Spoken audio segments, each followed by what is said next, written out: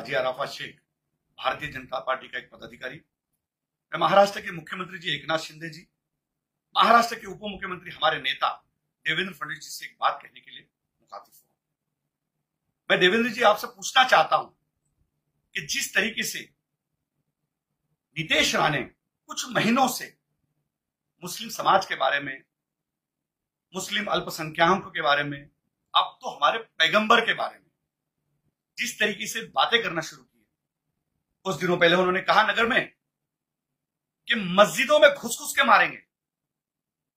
अभी हम मस्जिदों में जब जाते हैं तो लोग हमारी तरफ देखते हैं कि हाजी अराफात शेख आ रहा है, भारतीय जनता पार्टी का एक पदाधिकारी आ रहा है, इसके पीछे नीतीश राणे तो नहीं आ रहा है।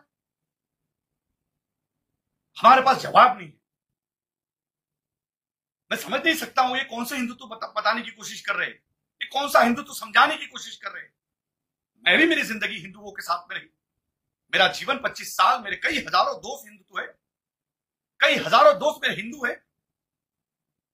मैं उनके वहां दिवाली में जाता हूं, वो मेरे वहां रमजान में आते, मैं उनका सत्यनारायण की पूजा में जाता हूं, वो मेरे वहां बकरीद में आते हैं। कभी हमने देखा नहीं, कभी ऐसा महसूस नहीं हुआ कि वो हिंदू है और मैं मुसलमान हूं, और ये कहते हैं कि मस्जिद में घुस के मारेंगे। ये कहां का इंसाफ है, ये कहां की बात है, ये कौन सा हिंदुत्व है। मुझे लगता है कि नीतीश राणे को हिंदुत्व समझाना पड़ेगा, हिंदुत्व बताना पड़ेगा, इसको श्री राम का हिंदुत्व समझाना पड़ेगा, बाबा साहब अंबेडकर का हिंदुत्व समझाना पड़ेगा, माननीय बाला साहब ठाकरे का हिंदुत्व समझाना पड़ेगा। ये कौन से हिंदुत्व की बातें कर रहे हैं।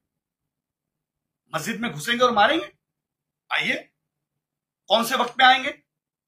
मैं कुरला में रहता हूं, फजर की नमाज में आएंगे, जोहर की नमाज में आएंगे, असर की नमाज में आएंगे, ईशा की नमाज में आएंगे, मगरिब की नमाज में कब आएंगे। आइए, हम आपका फूलों से स्वागत करेंगे।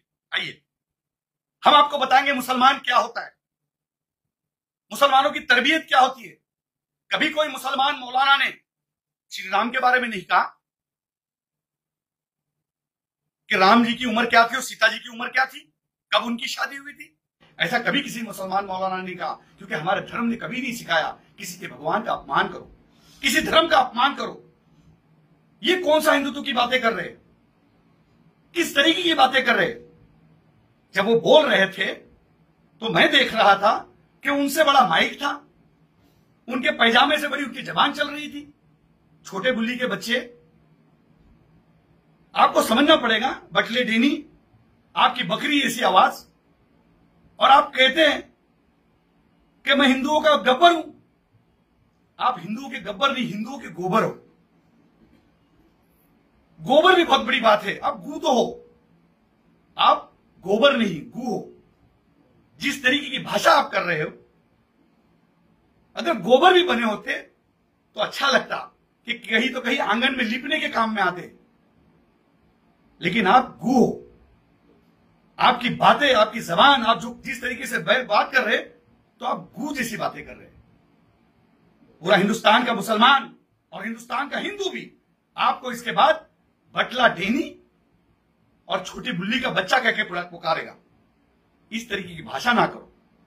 आप क्यों कर रहे हो? क्या आपको मंत्री बनना है अगले मंत्रिमंडल में?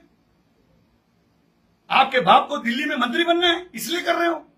कितनी आइले कितनी गहले, सबको लगता हमीश पहले। ये बीजेपी है साहब, समझना पड़ेगा।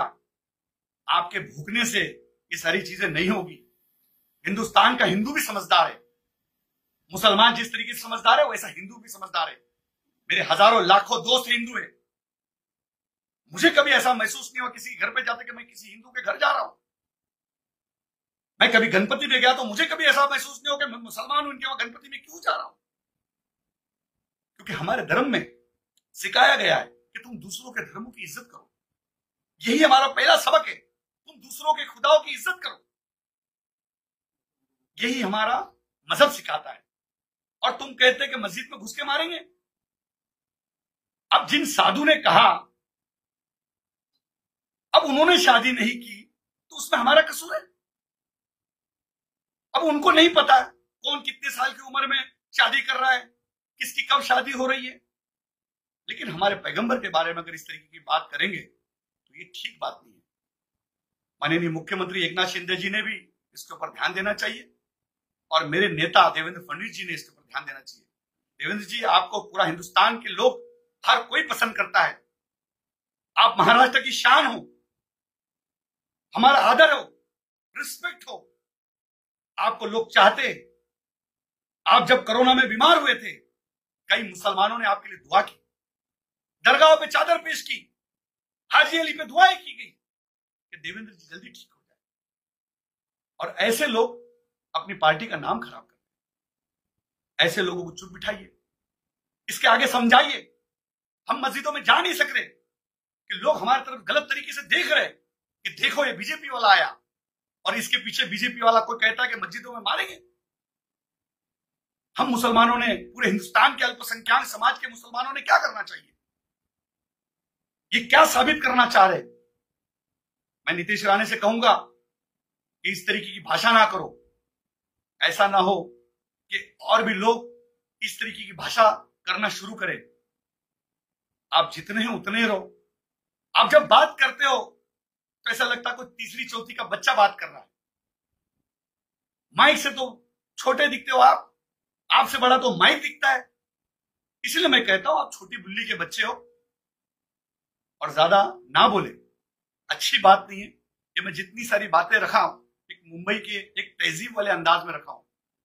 मैं जिस तरीके से हूं, जिस तरीके से मेरी भूमिका है, जिस तरीके से मेरे आंदोलन है, जिस तरीके से मेरा पॉलिटिकल करियर है, अगर मैं उस भाषा में आ गया तो आप कभी भी कोई स्टेज पे बोल नहीं पाओगे। मैं 30 लाख खाटी समाज का अध्यक्ष हूं, ऑल इंडिया सूफी बोर्ड का अध्यक्ष हूं। हजारों पीर मेरे साथ में, लाखों मुसलमानों की दुआ है। अगर इस तरीके की भाषा करते रहेंगे तो बहुत सारी बातें हमको भी करना पड़ेगी। आपकी शुरुआत कहां से हुई, आपके पिताजी की शुरुआत कहां से हुई, ये सब बोलने मत लगाओ। इसीलिए मैं कहता हूं कि इसके बाद बस, अब इसके बाद नहीं बोलना। एक भी वर्ड हमारे पैगंबर की गुस्ताखी हम नहीं सहेंगे।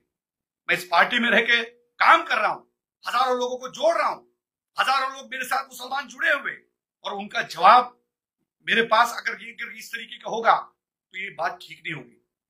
इसके बाद पैगंबर की शान में जरा भी गुस्ताखी नहीं चलेगी। ये मैं आपको सामने से बताने आया हूं। आप कहते हैं मैं गब्बर हूं, गब्बर हूं। आप गब्बर नहीं, गोबर हो, और गोबर ने गोबर जैसा रहना चाहिए। आप गू तो हो, पर गाय का गू बन जाओ भाई, कुत्ते का गू क्यों बन रहे हो और बदबू फैला रहे हो? ये सब ना करो। मैं एक पार्टी का एक पदाधिकारी नाते आपको समझाने की कोशिश कर रहा हूं। ऐसा ना हो कि और जबान निकले और कोई बातें तहजीब के बाहर चले जाए। इसलिए मैं आपको कह रहा हूं कि इसके बाद बस हो गया। आपने हमारे कौम के खिलाफ बहुत दिनों से बहुत सारी बातें की, हम नहीं चुप रहे, पर पैगंबर की गुस्ताखी हम नहीं सहेंगे। मैं माननीय मुख्यमंत्री जी से कहूंगा, माननीय देवेंद्र जी से कहूंगा, और मुंबई के अध्यक्ष मेरे दोस्त आशीष शेलार जी से कहूंगा कि आप इसे समझाइए, लगाम लगाइए। नहीं तो बहुत सारी चीजें लगाम लगाने हमें भी आती है। इतनी बात आपके सामने रखूंगा, बाकी की बात ब्रेक के बाद। जय हिंद, जय महाराष्ट्र, खुदा।